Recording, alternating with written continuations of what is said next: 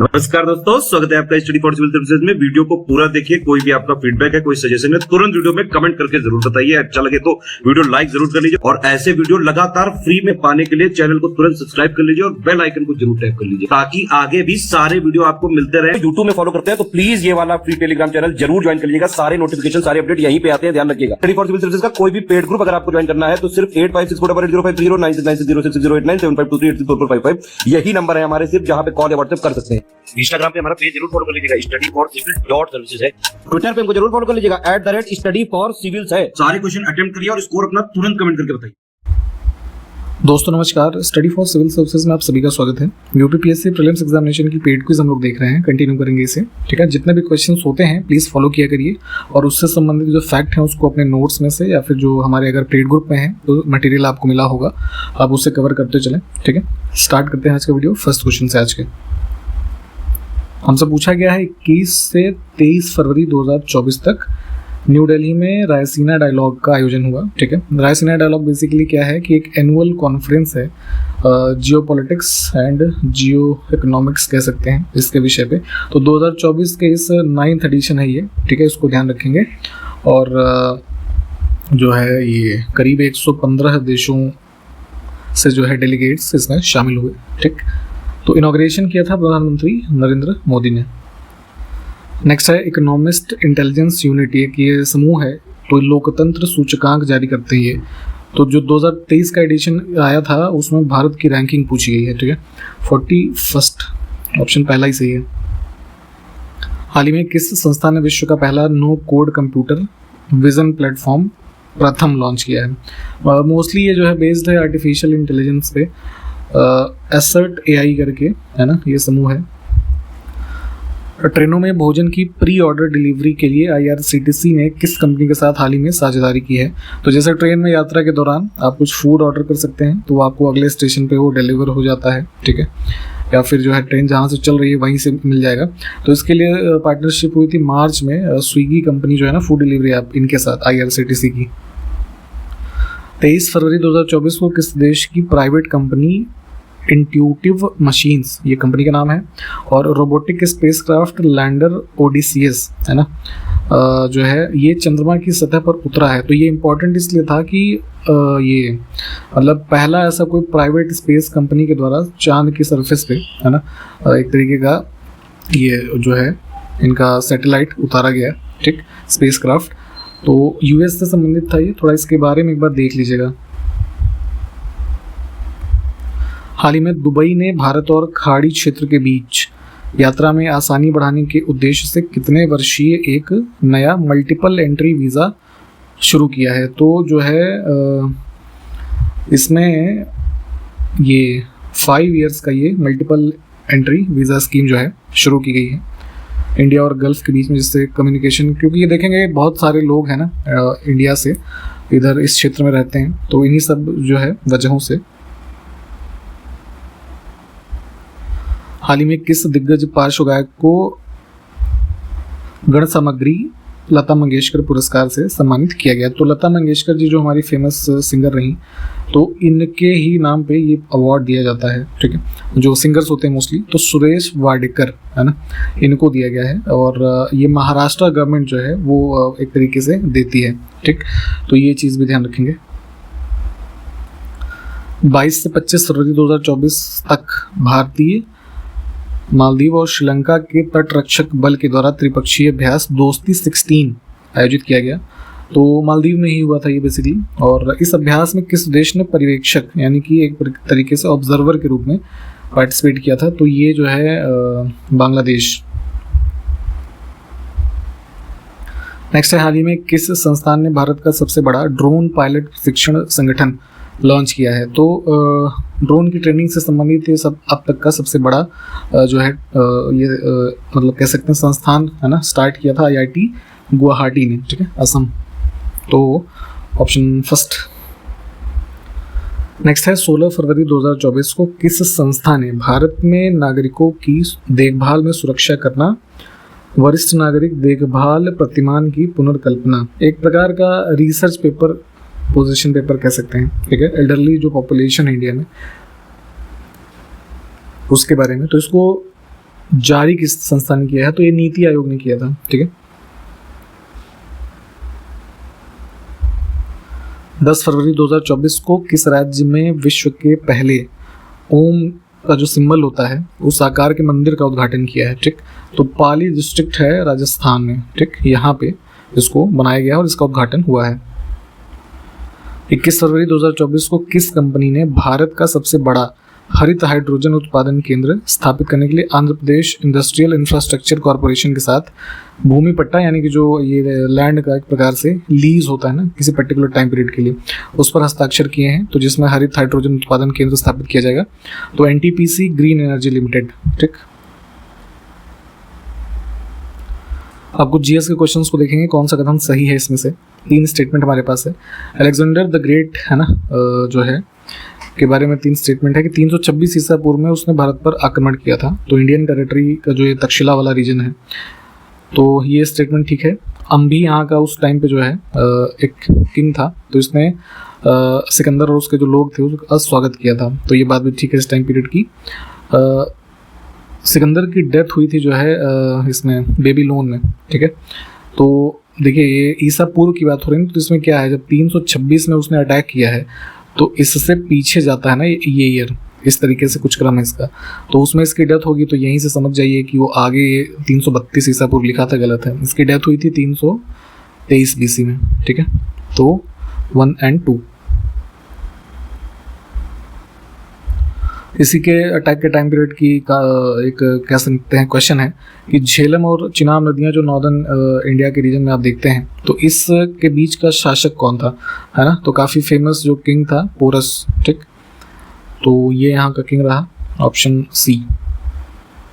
मोहम्मद गोरी ने किस सन में भारत में पहली बार आक्रमण किया था? इंडियन टेरिटरी में फर्स्ट अटैक इसका है 1125 AD के आसपास। ठीक है, मुल्तान के रीजन में, और फाउंडर माना जाता है इसको मुस्लिम रूल का इंडिया में। ठीक,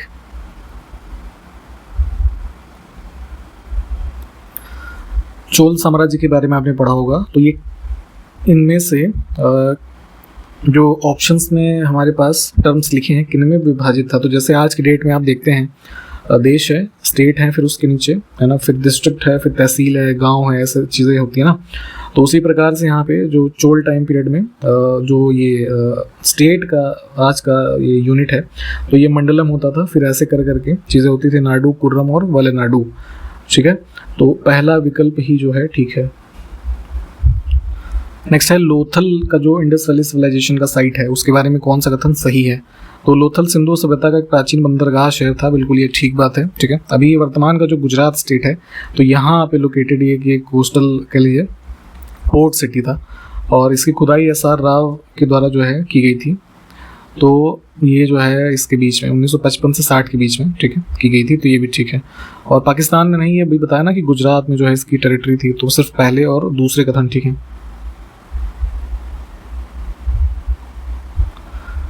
इस क्वेश्चन में सिंधु सभ्यता के कुछ स्थल हैं और खुदाई के दौरान जिनका पता लगा, तो किन वर्षों में उनकी एक्सकवेशन या खुदाई जो चीज़ें हुई है ना, तो वो आपको लिस्टिंग एक बार जरूर पढ़नी चाहिए, उसी के बाद ये क्वेश्चंस जो है मोटे मोटे तौर पे आपको याद होंगे। तो उसका कालानुक्रम पूछा गया है हमसे। तो इसमें जो है देखिए सबसे पहले हो जाएगा हमारा हड़प्पा, है ना, दयाराम साहनी 1921, उसके बाद मोहनजोदारो 1922, ठीक है, फिर जो है चंदहुदड़ो आ जाएगा ये 1931 अराउंड, और अभी लोथल का हमने ऊपर देखा था, ये सबसे लास्ट ही होगा, पहला विकल्प ही ठीक है।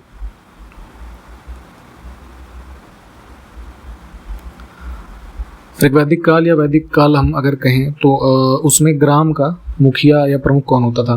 तो अभी जो विलेजेस हैं, है ना, तो उस प्रकार से इस टाइम पे ग्रामीणी इनको कहते थे, ऑप्शन बी। अब इसमें गलत पेयर चुनना है, कुछ फिलोसफिकल जो थॉट्स हैं और किनके द्वारा वो दिए गए। तो न्याय दर्शन जो है, न्याय की बात कौन करते हैं या किसने दिया है? गौतम ने, ठीक है, कपिल गलत था। इसमें से कौन सा गुप्त काल के दौरान भारत का जो टेरिटरी है उसके पूर्वी तट पर एक महत्वपूर्ण बंदरगाह था? तो ये जो है ताम्रलिप्ति, ठीक है, नॉर्दर्न इंडियन ट्रेड बेसिकली जो था, तो इस टाइम पीरियड पे इससे ही काफ़ी ज़्यादा ये मतलब कह सकते हैं कंट्रोल होता था, ठीक। और अगर इसको अभी के उसमें रेफरेंस में समझना चाहें कि कौन सा एरिया है, तो जो ये बे ऑफ बंगाल का एरिया हम देख रहे हैं, ठीक है, तो मेजरली इसी पूरे को इस नाम से जानते थे। कोणार्क के मंदिर का निर्माण, ठीक है, तो पुरी में ये स्थित है बेसिकली, और किस वंश के नरसिंह देव प्रथम के द्वारा किया गया था। 13th सेंचुरी के अराउंड इसका कंस्ट्रक्शन हुआ। ये गंग डायनेस्टी के रूलर थे। 5वीं शताब्दी ईसा पूर्व में पैदा हुए आर्यभट्ट इसमें से किस विषय के सबसे प्रसिद्ध विद्वान थे? तो काफ़ी फेमस रहे हैं ये एस्ट्रोनॉमी के लिए। Option first. 1907 में मैडम भीकाजी कामा ने भारत का राष्ट्रीय ध्वज कहाँ पर फहराया?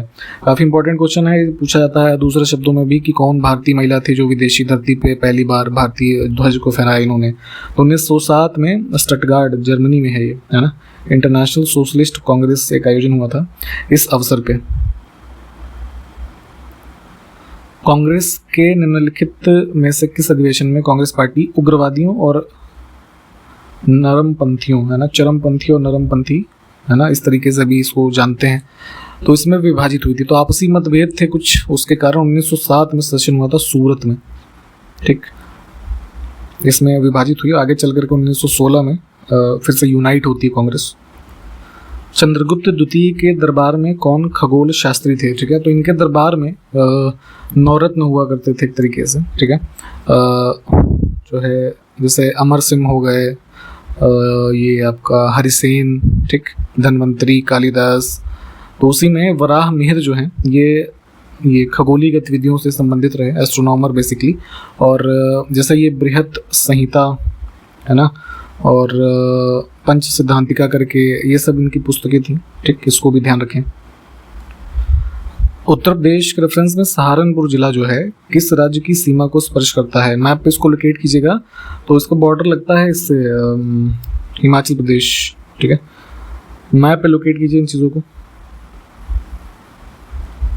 उत्तर प्रदेश राज्य का निम्नलिखित में से कौन सा शहर गंगा नदी के तट पर स्थित है? मैप पे इसको भी लोकेट करेंगे। वेस्टर्न यूपी में हापुड़ जिला है, वहाँ पे है गढ़मुक्तेश्वर, तो ये गंगा नदी के तट पे है।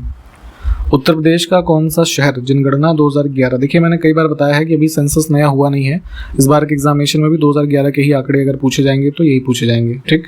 तो इसके अनुसार सबसे कम जनसंख्या घनत्व वाला शहर उत्तर प्रदेश का कौन सा था? तो ललितपुर था, ये 282 पर्सन पर स्क्वायर किलोमीटर के अराउंड, ठीक है, ऑप्शन बी।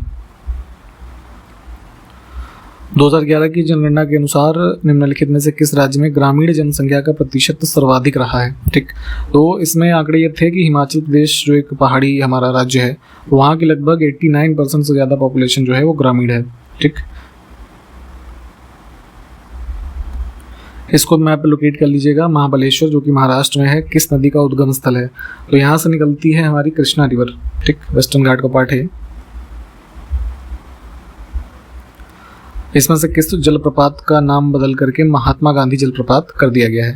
तो जो है जोग या फिर गिर सुप्पा इस नाम से जाने जाते हैं जो जलप्रपात, वही है महात्मा गांधी जलप्रपात। ऑप्शन बी को चुनेंगे। और कहाँ पे स्थित है ये? कर्नाटका के शिवमोगा जिले में, ठीक। अब है गलत विकल्प का चयन करें। इसमें ये ऑप्शन बी गलत है। संदकफू जो पर्वत शिखर है मिजोरम लिखा है, वेस्ट बंगाल। इसमें से किस संवैधानिक संशोधन अधिनियम के अंतर्गत राष्ट्रीय पिछड़ा वर्ग आयोग को संवैधानिक यानी कि कॉन्स्टिट्यूशनल बॉडी का दर्जा दिया गया है? ठीक है, तो जिस प्रकार से हमने पहले कॉन्स्टिट्यूशनल बॉडी, स्टेट्यूटरी बॉडी, है ना, एग्जीक्यूटिव रेजोल्यूशन से बनी हुई बॉडीज, ऐसी चीज़ें देखी थी, तो स्टेट्यूटरी से कॉन्स्टिट्यूशनल बन गई हमारी national commission for backward classes bye amendment 102, ठीक है, ऑप्शन सी। इसमें से किसके सुझाव पर भारतीय राष्ट्रीय संघ का नाम बदल करके भारतीय राष्ट्रीय कांग्रेस कर दिया गया था? तो कांग्रेस की स्थापना 1885 में हुई, ठीक है, तो उससे पहले भारतीय राष्ट्रीय संघ हुआ और ये सजेशन था दादा भाई नौरोजी जी का, ठीक है, ऑप्शन सी। आप जरा हमको एक क्वेश्चन का आंसर ये बताएंगे कि भारतीय राष्ट्रीय संघ जो है इंडियन नेशनल एसोसिएशन, इसकी स्थापना किसने और कब की थी? जरा एक कॉमेंट करके बताइएगा। मौर्य काल में कृषि भूमि पर निम्नलिखित में से कौन सा कर लगाया जाता था? तो मौर्यन टाइम पीरियड में देखेंगे एग्रीकल्चरल लैंड पे जो टैक्स इम्पोज किया जाता था उसको बोलते थे ये भाग, ठीक है, ऑप्शन सी। बलि भी एक प्रकार का कर होता था, काफ़ी पॉपुलर। ये बताइए किस चीज़ पे लगाते थे इसे। अशोक के शिलालेख काफ़ी फेमस है, ठीक है। ये प्लीज़ पढ़िएगा, इसकी लिस्टिंग कम से कम जो मेजर एडिक्ट्स मिले हैं हमें, तो उसी में से एक है सरेकुन शिलालेख। ये किस स्थान पर स्थित है वर्तमान में, अगर के रेफरेंस में अगर देखा जाए तो कंधार का जो रीजन है अफगानिस्तान, ठीक, यहाँ पे जो है इसको पाया गया, ठीक।